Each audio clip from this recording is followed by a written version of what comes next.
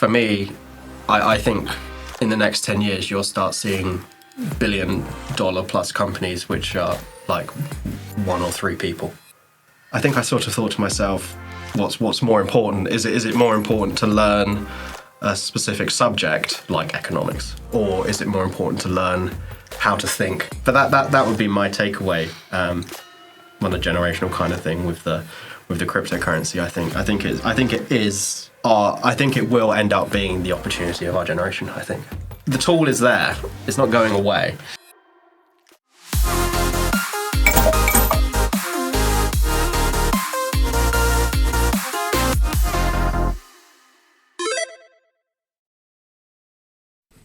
Welcome to the Manx Fintech Podcast, where we explore the fabric of fintech happening right here in the Isle of Man and the innovation happening just around the corner from you. I'm your host Massimo, and today we're diving into the world of tokenisation with CEO Sam Dorrer. So the first thing I wanted to get into is obviously when I was doing my research, you were CEO/director from 21 years old. Mm-hmm. And obviously, as I look around some of my friends, that's not a big norm. So what did the big business environment look like for you at that time, and what were you up to? Well, yeah. So that's over 10 years ago. And I guess for me, there's a good and a bad thing about being 21. Being 21 means you're kind of dumb, but it also means that the risk is very low for failure. If you're mid-50s and looking to start a business, you probably or may have family and other connections and a house and a mortgage and all the rest of it. And it can be sometimes more difficult to start that kind of journey when you've got more to lose, I suppose. So was that kind of, a conscious choice in terms of, okay, well, this is when I can be risk seeking, so I'm going to do it? Or was that kind of something you later kind of realised that's why you did it? No, it was a very conscious decision. It was very much a well, you don't have anything anyway. Yeah. So I can sympathise with that approach, especially at the minute. Yeah. So, what was your kind of first experience bringing, a product to market? What was your first kind of experience going back from the back end stuff and then being able to kind of, sit down and get it to the market? Yeah. So I definitely. It took a while. It took a few goes to get to a place where many iterations. Yeah, and it wasn't even necessarily having a singular product and refining it. It was actually all kinds of different businesses, different business models, trying different bits and pieces. One that springs to mind, actually, it wasn't my first one, but we were trying to set up like a subscription box, but for pets. Right. So the idea was that you would, subscribe, because we really like the subscription-based business model because it's nice, consistent for the accounts and all the rest of it, and you know what's coming, and it's just a case of, trying to convert users into more than a month sub. If you can get them to the 6 or 12 month sub, then you're winning. And we thought, this is an excellent business model. People love their pets. They'll spend anything on pets. Sounds great. Brilliant. And we even went to the trade fairs, and we were trying to put together like the wholesale supply chain. And that's where things got quite difficult for us, because we knew that the margins had to be fairly tight. And the only way you could get those really good margins was to buy in big bulk. Right. And big bulk means big downlay of capital, or outlay. And, we didn't have much money, to put it simply, and so we attempted to do this, and we knew that we needed the capital. So what we decided to do was, rather than try and we essentially were trying to forward sell. So first, what we were doing is we were saying, right, we need to do some kind of launch thing or fundraising thing or something like that, so that we know we have, 500 subscriptions before we push go. Yeah. Because then we know that, we can go then to the wholesaler and purchase them, and we're going to be quids in. But what we can't do is go now and bet on, all of these products and then it not go through. Yeah, no working capital. It's one of those stats you see where, 99% of the reasons all business fail is liquidity. It's one of the things that was pumped to us very early from the kind of university curriculum. Yeah, and it sucks. I remember it. I'm in a different place now, but I remember being back then and just everything being so tight. Yeah. Like everything's razor thin, never have any money, you know. Not quite, ramen, but it's getting there. The interesting thing is now is, that kind of, because I've been going around at the minute speaking to a lot of merchants, and I went round in 2022 as well. And, clearly there in the aftermath of COVID, you could see the impact that rising costs have had on the liquidity of small and medium businesses and beyond. And, now 2 years later, it's even worse. And, sometimes it's like, oh my God, how are these people holding on? So anyway, one of the other questions I wanted to ask you was, is there anything that you still do from day one when you were that 21-year-old that you still do now? Because one of the things I'm interested in is understanding how you built a base for innovation and entrepreneurship. I think for me, like a distinct changing moment for me was I was and maybe some of your audience is similar to this, but I was very much into the kind of guru style YouTube thing. So a modern Steve Jobs, and not quite that kind of thing. To India, but but that kind of thing with watching all the podcasts and reading the smart books in the business section and all that kind of stuff. And so often I'd read these things and be, well, that's just obvious. Quite often you're reading it and you're going, oh, I feel like I should read this because someone else has told me to read it.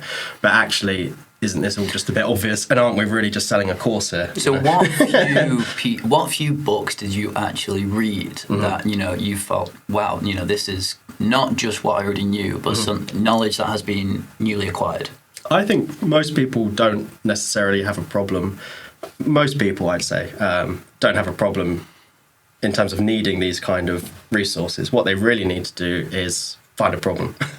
That's the main issue. So then you're not going to find a problem by reading smart business books. You need to go into an environment or read something in an environment where you read it and go, that's a problem. And then next step, of course, well, maybe I can come up with a way to fix that. So the big change happened for me when I stopped reading those kind of business books like that and started reading academic journals. Right, okay. I stopped reading pop and started reading what was actually happening in the academy in hard science and stuff like that. I mean, like a great example of this, everyone knows Elon Musk, of course. Before he did SpaceX, I'm sure I've seen interviews of him discuss this where he's flying around and he gets hold of all of the academic journals associated with the boosters and with the rockets, and he sits down and he reads all of it. In Walter Isaacson's biography, that wasn't actually part of it. I watched a podcast yesterday with him and Stephen, and he didn't say that. Yeah, so he gets hold of all the. You need to know what's actually happening before you come up with a solution, right? So he sees how they're currently doing the rocket stuff. He takes a look at that and goes, actually there might be a way to do this. So and then what he would then do is he gets together a room full of people who can say yes or no. I think that's probably a good way to go, and that's a fairly, good way of doing most business. So one of the other things I wanted to talk on is Beamstream. So I was quite surprised when I kind of came across this, but judging from our conversation, particularly just a few minutes ago, discussing the reading being problem centric. Yeah. Again, was this something that you kind of read out of, as you said, these academic journals, or was this through a conversation? How did that kind of come about? Because obviously, from your developer background, it kind of seems a bit different from the standard route somebody would take. Yeah, so technically, I'm not a developer, so it's I guess it's Spanner's not code this basically. Yeah. And what I was really looking at here was, and maybe this ties into this idea of cross-pollination between disciplines, and this idea of in the current age, and perhaps even the current market, the reward goes to the hyper-specialised, right? And then you see that in the academy too. Good old Adam Smith. Yeah, and it goes to, and it gets finer and finer point, and you become the bread knife, right? But not everything's bread. and it's that idea of you need people who are hyper-specialists, but then you need people as well who can take a step back and look at a slightly wider picture because you can get siloed into certain environments. So could you tell a little bit of the Beamstream offering for those who may not? Oh, sorry, yeah. So it's a device which purifies water at end point, and it uses a mixture of UVC LED, a special type of piping with a coating. It uses also a thing called, we coined micro hydrodynamic cavitation, which is essentially small micro hydrodynamic cavitation. What that is essentially using sound to blast apart particulates. So one of the main issues with UVC, for example, is it's very good at destroying bacteria or viruses, but if you have particulates, then it can't penetrate through. So you blast apart all of the stuff, and then you hit it with the UVC, essentially. So I mean, technically, obviously, you can clearly see use cases within developing countries. So one of the, I had the pleasure of going to El Salvador, and they were one of the worst hit in terms of pollution in water. I think something like 70% of the bodies of water in El Salvador are undrinkable. Mm-hmm. Going past the rivers and going past, clean drinking water as well, it still is a major issue worldwide as well. Yeah. So we wanted to create a device which was self-powered too. So the actual water pressure is what powers the device as well. So that was a nice self-fulfilling loop of green energy. Yeah. So it has its own micro turbine inside it. So the water pressure itself powers the electrical components inside. But I would say there's nothing worse than mixing water and electrics is just hell when trying to design something. So just putting that out there in case anyone else is trying to do something like that. Obviously, one of the major aspects of your background is this theology and philosophy. Mm-hmm. So one of the aspects I wanted to discuss straight away was, when we were in university, I often think, you look at the curriculum, and very often it's representative of what educational institutions believe the employees and leaders of tomorrow should internalise. Mm-hmm. So therefore, what kind of structures do you bring to the table? Because one of ours was this concept of wayfinding. Mm-hmm. And when I was doing my research, your approach is flexible and malleable to decision making. Mm-hmm. So when you approach business decisions and when you are in business context, what kind of structures do you bring to the table to allow this concept of wayfinding, malleable and flexible thinking to, enter the realm of how decisions are taken? Yeah. Well, a lot of this is this idea of lateral thinking, I suppose, and that leads itself naturally into cross-disciplinary stuff, right? Because your example, the Beamstream idea, the idea for the piping from that came from my understanding of fibre optic cable and the way that light bounces down cables, and it's a very similar concept, right? It's just a transfer of already existing knowledge into a different domain. And actually, nearly all innovation is that in one way or another. There's very little actual originality, I would say, in a way. So could you bring back to this concept of lateral thinking and just, give your overview for those who may not be familiar with it? Yeah, so I guess for me, it's a case with the lateral thinking that it's not to be too rigid in the way that you look at things, and to bring in ideas from other places which might not necessarily fit. I suppose that's where because one of the things I found really interesting with it is, I never thought of myself as an inherently creative person. And that bugged me. Because, it's one of those, like, I've not got that gene. Yeah. Well, you bloody do. Yeah. The thing is, one of the important features I realised with especially Debono's work is, the way you creatively solve problems is as beautiful as a piece of art by Van Gogh. And that's the kind of thinking you should be taken to, every decision within an organisation, within, social context, personal context. So are you able to reflect back on any key experiences that, cemented this kind of lateral thinking into how you approach innovation? Or is it more just kind of what becomes known becomes the infrastructure for how you take on, and then it takes on a life of itself kind of thing? Yes. I think I think it's too easy to kind of have a sort of a steps program, shall we say? This is how to do it. This is how lateral thinking for dummies, kind of thing. Yeah, or this is how to be creative. But there will be key experiences that do internalize that thinking. I think the problem. I'm speaking to myself here.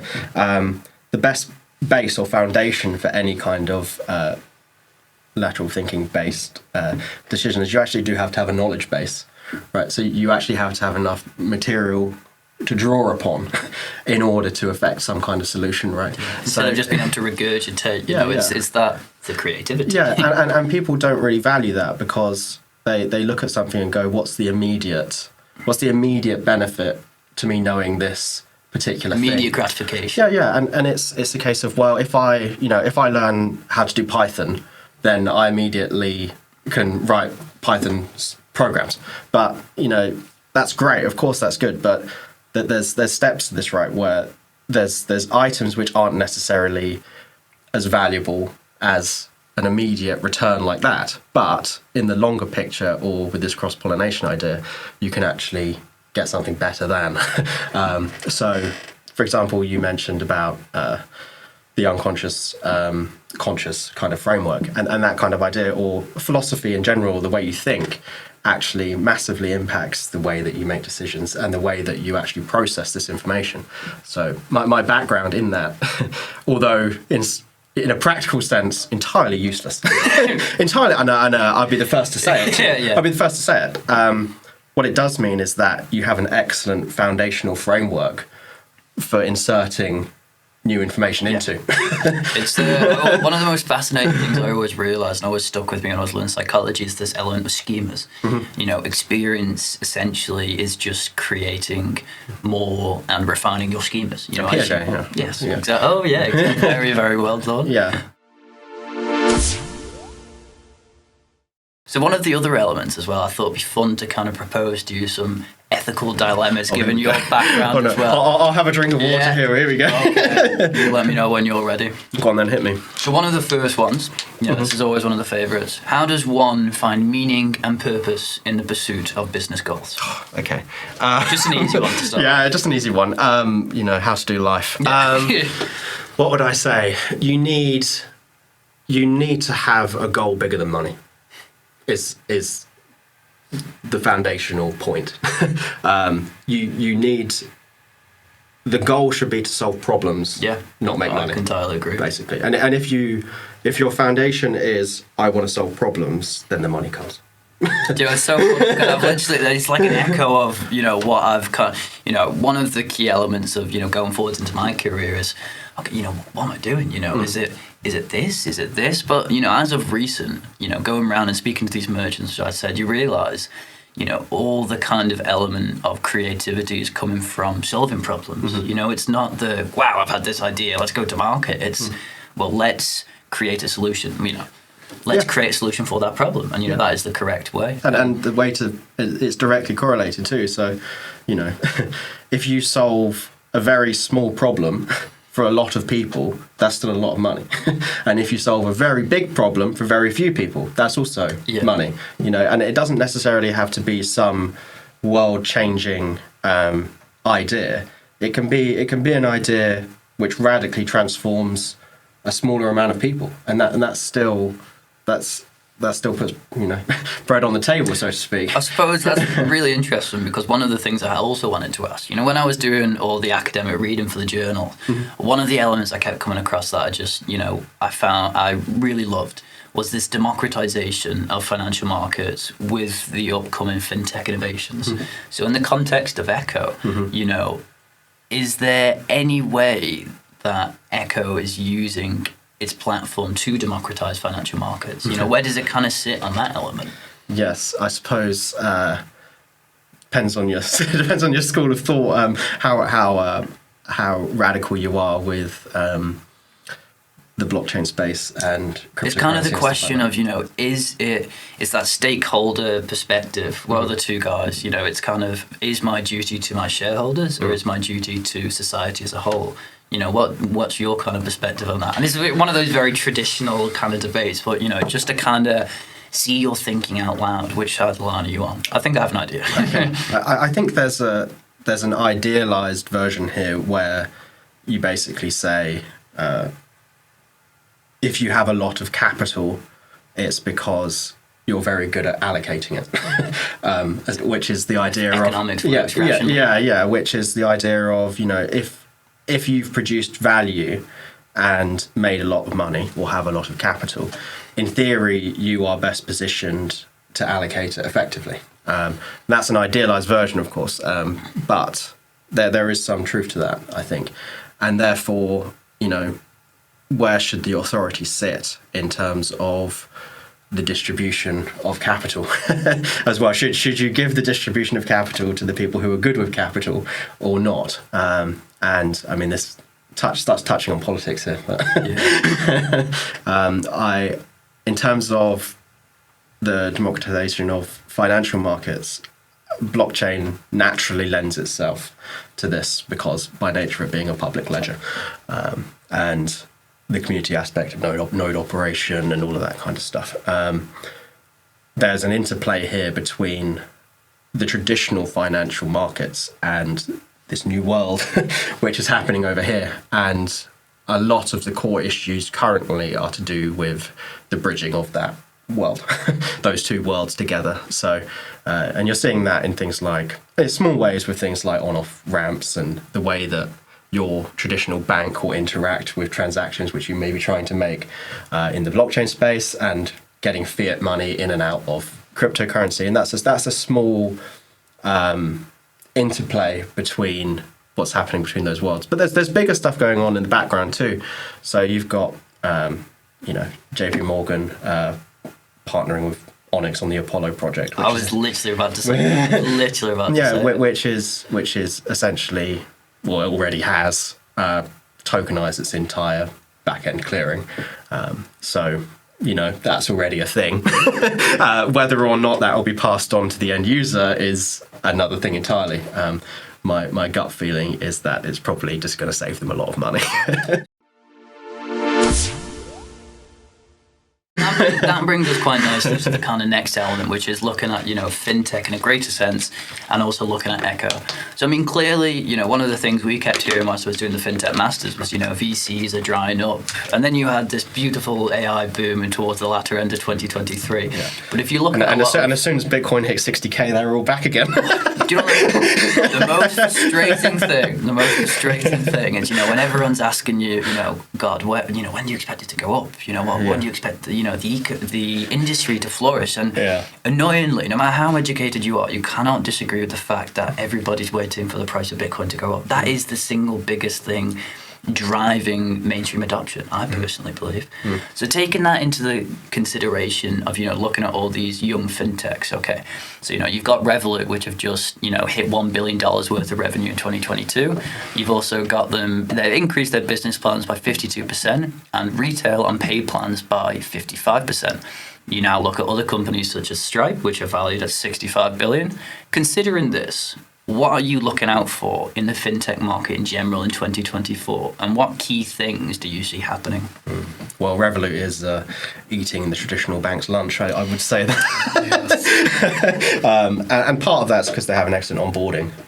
Like if you've ever done it before yourself, it's a very streamlined and that's exactly process. It. It's more efficient, enhanced user experience, and more economical. Yeah, there is an argument, of course, that the banks don't mind too much losing the retail sector because it actually costs them quite a lot of money, and that's why you're seeing branch closures all over the place and trying to push people into digital banking, etc. Because it costs money to have a local bank on every street. But have you seen all these signs, especially in the Isle of Man, obviously where we're recording this, all these kind of, especially in Douglas, I'm noticing, please use cash now. Our digital banking payments are charging us too much. And, it's an interesting element to, an increasingly digitalized world, Yeah. Well, you see, this similar sort of thing happened. It's been happening for a while now. So, for example, with card payment and stuff, I know, for example, Amex has a very high merchant fee, and they justify this on the basis of, they have a certain clientele which they bring by American Express holders bring to the table. But if the merchant's eating 3% on the payment on the other side, that starts to hurt a little bit. And you're seeing that more and more, I think, where to a certain extent businesses are starting to sort of be held ransom by some of these guys, I think. But that's part of the and Visa itself, of course, is enormously powerful in payment processing. One of my favourite elements of this year was understanding just how architecturally organised payments as a space is. For those who haven't gone, I really do recommend, you've got the acquiring bank, the issuing bank, the payment processor, and then a whole host of different third parties involved as well. So one of the kind of elements, you obviously mentioned Project Agora, which is literally released yesterday by the Bank of International Settlements. Then you've also got Larry Fink, CEO of BlackRock, coming in and saying the boogeyman, the ETFs are simply a way to leveraging tokenization further. Then you've got even Jamie Dimon, who is happy about tokenization as well. So for listeners who may not be too familiar with tokenization, could you just give us a little bit of an overview about what it is and what it has the potential to do as well? Yeah, I think I'd open with what you just said about some of those guys coming to play in the space. This is no longer some kind of fringe piece anymore.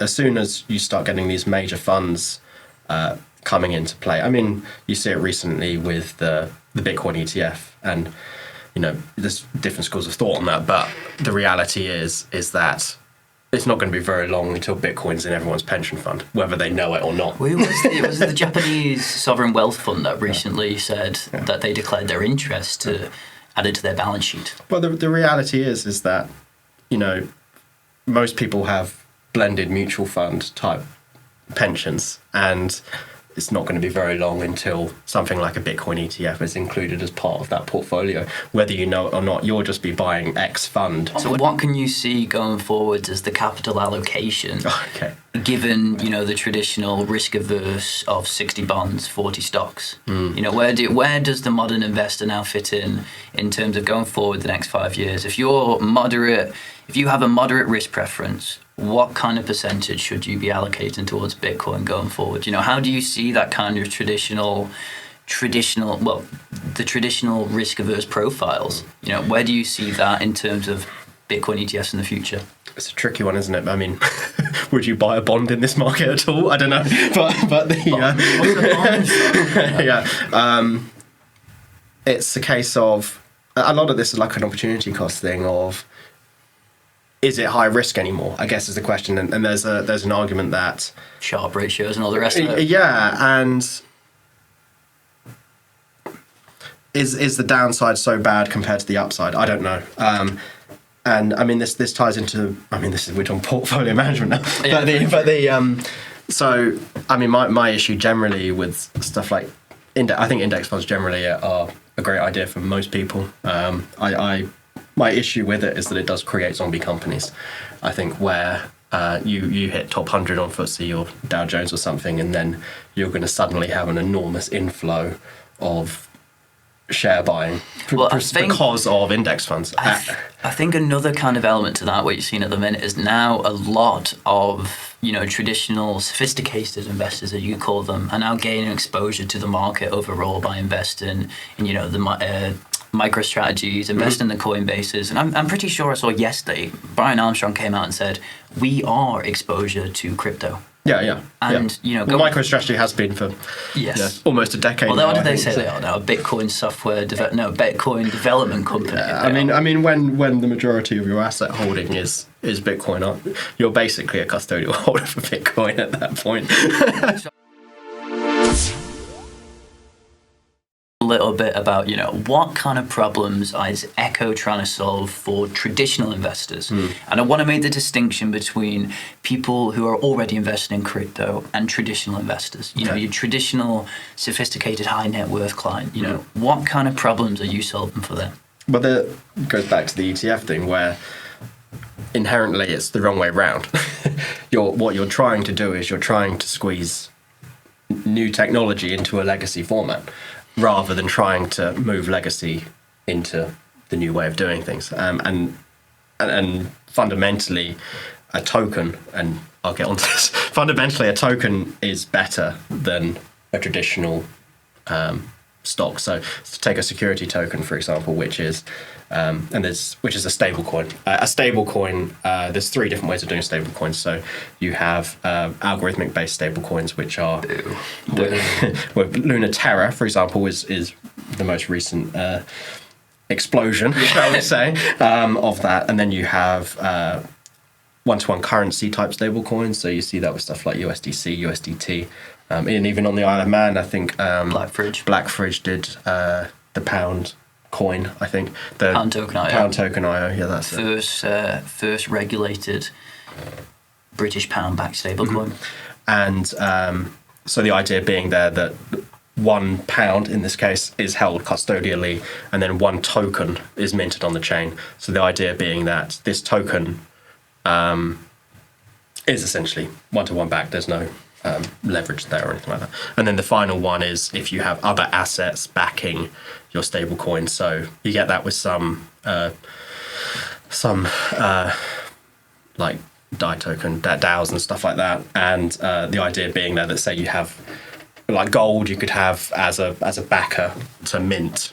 And this has already been done. Well, in terms of the kind of tokenization of gold, this is already something that has been done. And, is being done currently and has been done for the last kind of 3-4 years. Yeah. So there's two different versions there. So you have gold backing of a stable coin in the sense of you have your gold over here and then you're minting US dollars, and that's one type of collateralized stable coin. And then the alternative is what would be considered a real-world asset token or a security token, commodity token. RWA is one of the kind of new buzzwords of 2024. Yeah, and the idea being is that your kilo of gold is backed by, it mints a kilo of gold worth of token, is the idea. And that can apply to anything. So it doesn't just have to be gold. In this case, it could be Apple stock or even index funds or whatever you want it to be.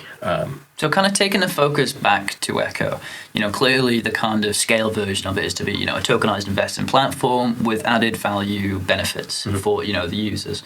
So could you tell us a little bit about the product pathway for Echo and, what is MVP and what does scale look like for the platform's users? Sure. So, an easy question. So the overarching vision for it, I suppose, is to be a tokenized investing platform, and what that means for us is this coming together of asset classes into tokens. So what that means is that everything, and the tagline is tokenizing the world, everything becomes a token is the idea. So that's all your standard security. And I literally remember writing down, when I was 2 years ago, I've got in one of my notebooks, everybody should have their own unique blockchain. And, I think looking back at that, it was the wrong kind of thinking. Yeah. In terms of, the kind of tokenized element. I think if I'd known that at the time, that's the kind of route I would have gone down. Yeah. A lot of it for us is about standardizing or kind of making a kind of technology standard around that idea, and not having these disparate asset classes all over the place. Because once you have something into a tokenized form, then the smart contracts kick in with tokenization, right? And this is the fundamental point of why a token is better than something which isn't a token. And so you might ask yourself, what's the difference between, I don't know, Robinhood and a tokenized exchange or something like that? One didn't partner with Almeida Capital. Well, there's that. But lots of people look at it and go, well, it's all just digital, right? It's all just stuff on your computer. So what's the difference between buying Apple stock on eToro and buying a tokenized Apple stock over on Echo? And the fundamental difference is to do with that permissions can be attached to the asset itself. So, or rules can be attached to the asset itself. Programmable money. Exactly. In a greater sense. Exactly. And this is where the tokenization really hits the road, because it's one thing to have tokenizable money or currency. It's another thing entirely to start having tokenizable assets in the sense of a wide sweep of assets becoming tokens. And what you can do with a token, I don't know, some of your users may know about this already, but you have all the decentralized space. So you have what's called DeFi, decentralized finance, and you have dApps, decentralized applications. And the idea there is that it's a code-only environment.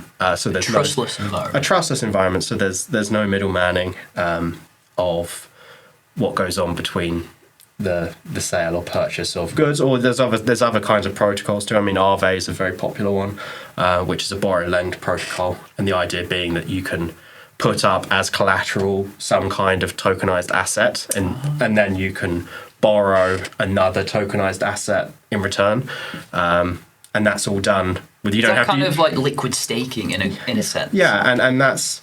You don't have to see a bank manager. Yeah. And you don't have to go and speak to anyone. It's all done via algorithm. And there's risk collateralization risk profiles attached to each asset, and then you can only borrow a certain amount based on the risk profile of a certain asset. Personal fractional reserve banking. Yeah, sort of. And this is something which wealthy people have been doing forever, which is borrowing against your own assets. As a uni student, I can certainly say yes. Yeah. So I mean, it's not so much the risk you're taking. Essentially, is that you're loaning or borrowing money against what you hope is an appreciating asset. So you look at. I mean, house prices are an obvious one which people do because historically they've only been going one direction, and so a remortgage is essentially that. What you're saying is. I know my house is going to go up in value, so I'm willing to pull some of that money out of it in order to do this other thing. Yeah. The problem which most people do, the mistake most people make is they take that money and then spend it on some kind of luxury good or retail good. But, if they spent it on some kind of other asset producing or income producing asset, then at least in terms of the maths, that's a good idea. The risk profile and stuff obviously is a whole other factor. But in terms of cold hard maths, if you borrow money lower and get more money out of it, then you win. So going back to this kind of trustless environment, obviously a major kind of strand of DeFi is, as I said, the trustless environment. However, that still doesn't discount the fact that you need, key strategic partners that enable that. Mm-hmm. So going and looking at Echoes, could you tell me a little bit about your strategic partners and the kind of services they offer? Yeah. So I would just add that Echo then, in a sense, is bridging the traditional and blockchain space. So Echo, as it currently sits, is centralized because there has to be someone who validates and confirms, holds custodially all the rest of it, all this kind of all the tokenized assets. And I would, before the regulator whacks me, I would say that that's a work in progress in terms of working with the Isle of Man government and all the rest of it. So yes, in terms of partners associated with Echo, yes. So to make a centralized tokenized investing platform, we have some pretty cool partners. So Fireblocks, of course, is one of them. Most people in the space will have heard of them. They're kind of big. Yeah. So and you're catching on to that. You're starting to see now, I think, and I've spoken to a few people about this idea of kind of when the internet was early, you had this kind of first round of companies, and most of them exploded, and then out of this kind of second round were the Googles, the Facebooks, etc. think, the drawing on that kind of parallel I always find really interesting because, it's only what I can compare. Looking back, I was born in 2001. Yeah. So, that kind of boom was, I clearly wasn't conscious of it. Yeah. But, bringing that back now, I always really love looking at the experiences people draw and tell me from that point because, straight away you notice the correlations with, what's happening in our space. Yeah, and a lot of that is because what we talked about earlier, this idea of you need a certain amount of knowledge, you need a knowledge base in order to affect good solutions. Yeah. So someone, in a sense, it's actually not terrible going second. Yeah. Because a fast follower. Yeah, because you have someone else's experience to draw on. And I think that's what you will start seeing in the crypto space, and Fireblocks and some of those guys will start, being quite, well, they already are big in the space. And Fireblocks, what they do is they do custodial wallet services. So they're essentially, they use a thing called MPC, multi-party computation cryptography. And what that does essentially is, one of the main security issues with blockchain is keys. And what multi-party computation does is it chops the keys up into lots of little pieces. And it only lets somebody see a particular part. So the idea being that you would have to simultaneously breach multiple parts of a key in order to gain access to a particular wallet. And because of that, I mean, never say never, but Fireblocks hasn't been breached compared to, what would be considered standard hot wallets and things like that are a very different. Also, in terms of, one of the kind of major elements right now at the minute is all this, recently, I think last year, the US now moved hacking to one of the greatest national security threats. And there's kind of this kind of... They're keeping secrets. There's all this kind of quiet information stealing that is going on, know, and these kind of security-based... Well, the enhanced security cryptography solutions can provide, I think, will increasingly show this year. Because, even with stuff like IoT, all these nodes that, there was that story of 117 million being stolen in a Las Vegas fish tank. Going forward, that needs to change. You can't have that. The Ukrainian electricity grid, there were stories of all sorts of different stories. But I suppose rounding it up, could you please tell our listeners how they could support Echo and where they could get in touch with you and how's best? Sure. I mean, the best thing to do would, you can DM me personally, I suppose, on LinkedIn or something like that. You can find me just Sam Dorrer, or you can visit us on our website, which I'm sure you'll attach a link or something like that. Of course. Excellent. So one of the last things that I wanted to get onto is fintech and the Isle of Man. So first off, those who may not know, Sam actually helped me with some articles I was writing. So, Tried to. Well, he did indeed. He provided some very, very good feedback. And, basically that was my element of scoping out the environment. So I wanted to focus on one of the particular things that you had actually told me. So you said that the Isle of Man could leverage its space in between Dublin and London to be a crown jewel. So could you explain that a little bit further and what you meant by that? Yeah, I suppose I'd say that Dublin and London are two of the real hot tech sectors globally, really. I mean, there's not many, but they're two of them. And the Isle of Man obviously geographically sits almost directly between the two. And I find it surprising, given the Isle of Man's financial services history, that it's not more into the fintech, should we say? Well, you and me both. So, I mean, I don't envy the government in this at all, because they're doing what they can. But it strikes me as the natural progression. And one of the elements, obviously being from a close-knit place, one of the things you have to take into account, especially from a government decision-making point of view, is net welfare gains and losses. And, looking at every kind of negative externalities. Obviously, coming from a private enterprise point of view, we can be much more kind of ignorant towards certain negative externalities, which from a government level, just cannot occur. Mm-hmm. So could you provide a bit of context for why you've called the Isle of Man home for Echo and the kind of benefits it provides as well? Yeah, sure. I mean, and this ties back into it being between Dublin and London, really. I mean, geographically excellent. If you're thinking about coming here, you can hop on a plane to London City or to Dublin in less than an hour. You can be door to door. And also the ferry to Ireland works as well, if anyone fancies. Yeah, you could try that.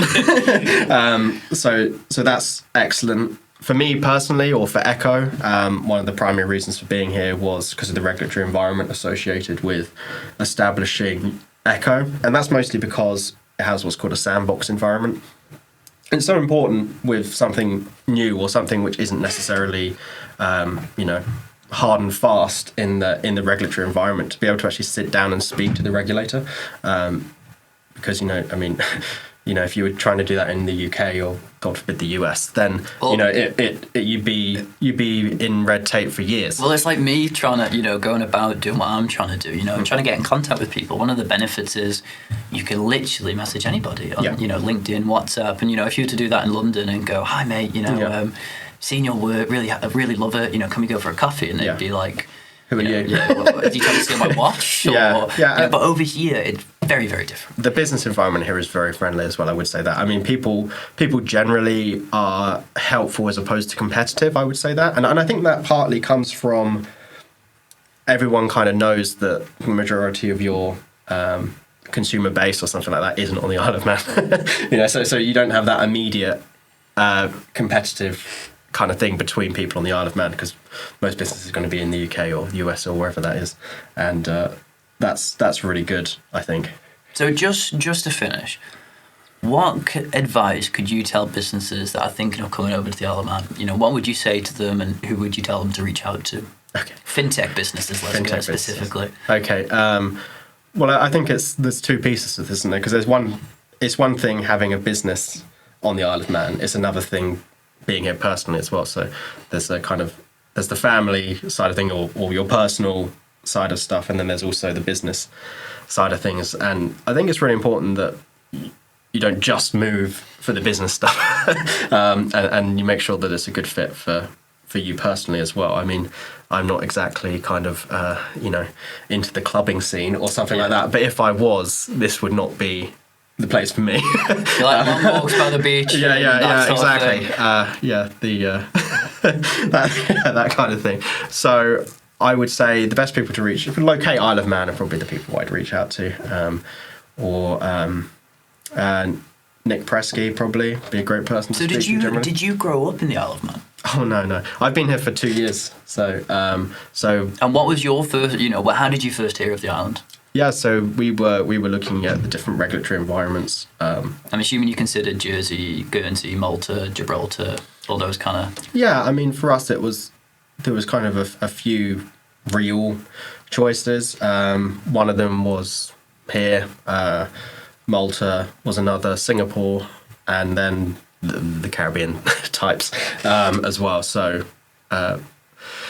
Sorry, Katie, that's my wife, but we chose to come here instead of the Caribbean. So depends what time of year it is. Yeah. We've certainly not been looking like the Caribbean recently. Yeah, but the reality is that the Isle of Man is a much more serious jurisdiction, I would say, than the Caribbean alternative, shall we say, and it does have a very good reputation and legacy, the Isle of Man, compared to some of those other alternative choices which you might make, in terms of if you want to go down the cryptocurrency route. I know there's a lot of online gaming companies and stuff who come into a similar kind of feeling, probably.